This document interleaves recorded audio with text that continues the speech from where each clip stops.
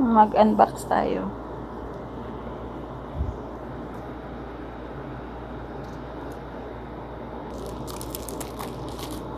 Buksan natin. Tapos open sesame.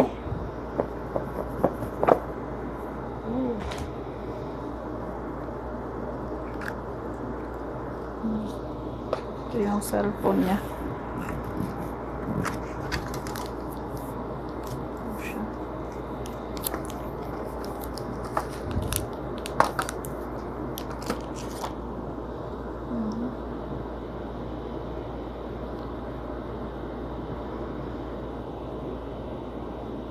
Ito siya.